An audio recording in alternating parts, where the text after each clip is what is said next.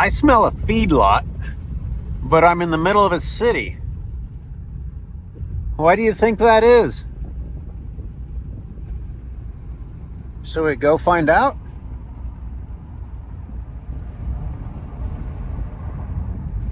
Grazing, the first step before the humans come in and finish it off. Camera could capture what I smell. Of course, it doesn't take long to show you the source of the smell. That is what has been done to all of this, what you people call habitat.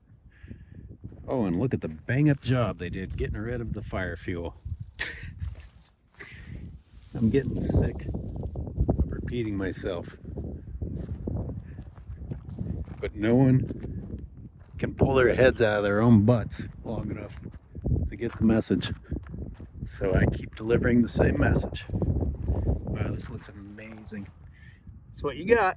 Invasive plant seeds and nitrogen. Gee, I wonder why the invasive plants come back worse every year. I shouldn't just ignore this new growth, which are all non-native. And there's the fillery that I point out pretty much everywhere that I go, that the goats graze. It is the first plant, almost the first plant almost every time that pops up following the goat grazing. I mean, this invasive broadleaf fillery absolutely loves the goat grazing. What the hell was supposedly accomplished here? So over there's the willow trees, or where they were, the ones that I filmed, and those were sacrificed so that this could be accomplished, whatever you're calling this. There's a vernal pool, or what is supposed to be a vernal pool, with a pool of goat shit in it.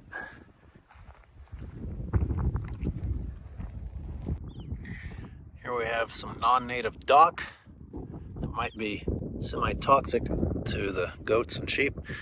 Well, so you picked the wrong species to come in and do the job. Look at this. Look at this. What a bang-up job. Look at all those seeds of invasives. Can't imagine why this doesn't work. At least it smells like shit, and all the wildlife are gone. Repeat after me. Oh, it doesn't hurt the plants. Oh, it doesn't hurt the plants. Look what this incredible tree has been reduced to.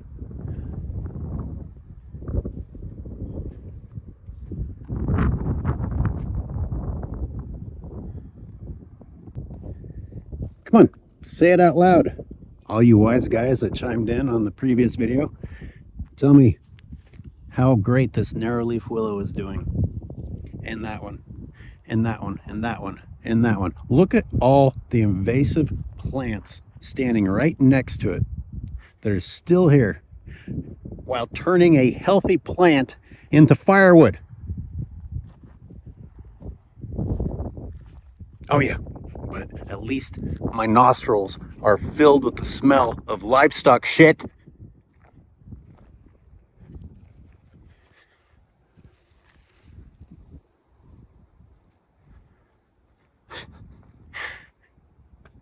Can't imagine why I'm not scaring up any wildlife. I wonder why they left. You don't remember how you couldn't see into that miniature pond over there before? This is what the goats do. They remove all the cover, all the hiding spots of the wildlife. Look at this, everything just stripped bare. I mean, twigs torn off the bottom of every tree, not a single leaf left.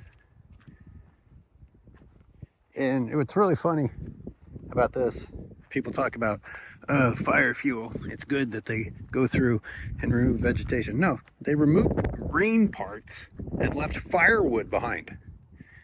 this is more prone to fire than ever.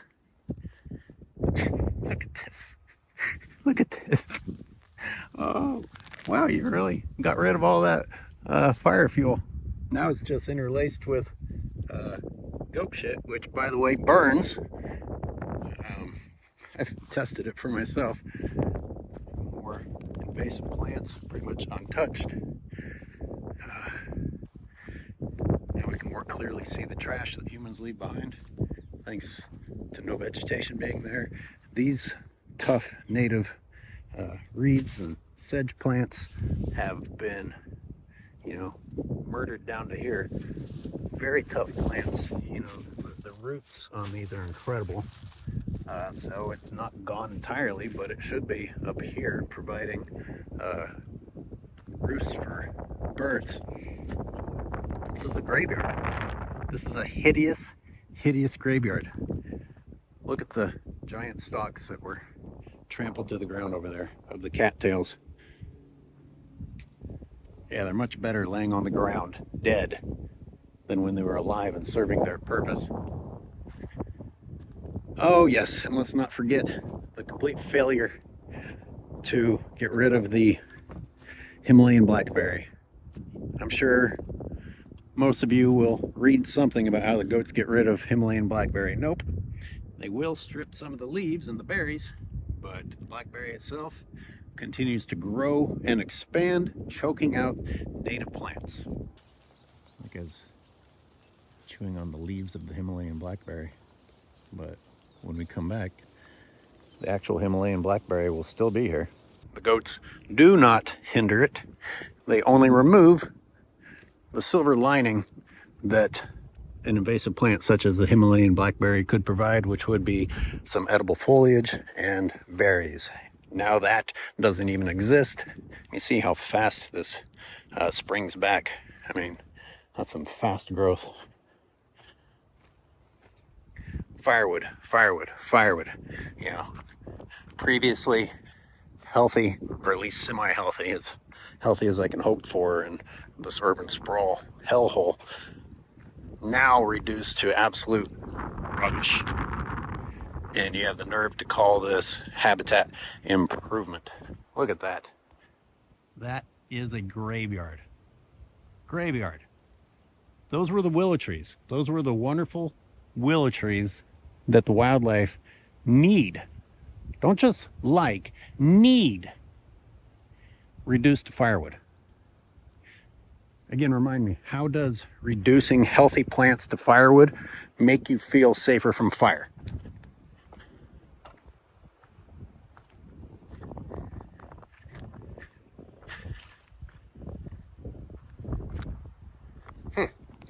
What do you know?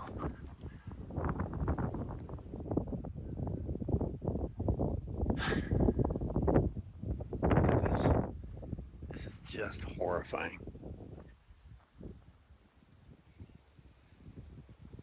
Let's go look at those reeds that red-winged blackbirds should be perched on and singing from and attracting mates from. And I took so long to return to this spot after the goats left that everything that they trampled is now turned yellow. So now, you know, these were tall, standing, living. Now they are drying, trampled, and actually turning into fire fuel. Again, yet another example of the exact opposite of what's supposed to be happening. Is this a nest? We actually have a bird nest that was inside of these reeds. Sure do.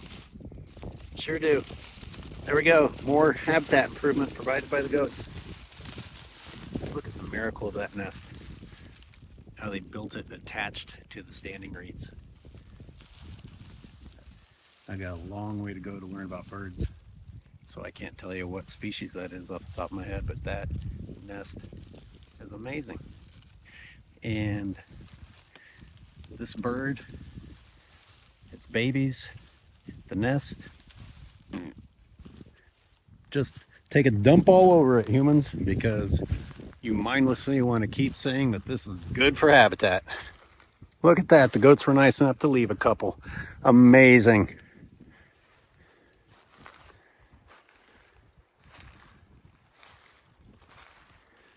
People, you need to pull your heads out.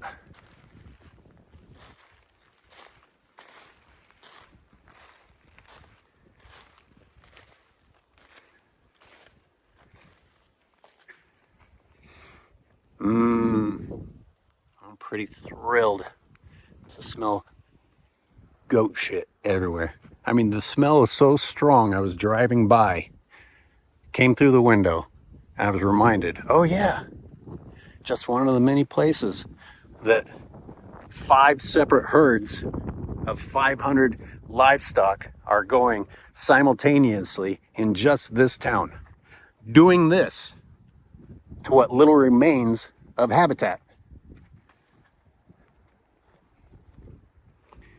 And this disgusting remains, this destruction zone from the goats, is basically stage 1 as humans get ready to turn all remaining habitat into this. And then that. But they get away with spending taxpayer dollars on it by saying that what they're actually concerned about is the well-being of the wildlife. Right.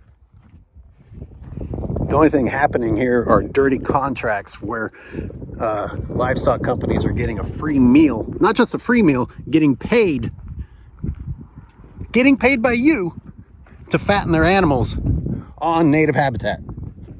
Whether they're invasive plants here or not, the habitat goes along with it. The thing remaining is to give these goats axes, because they aren't capable of taking down the oak trees entirely. Maybe they'll do that next year.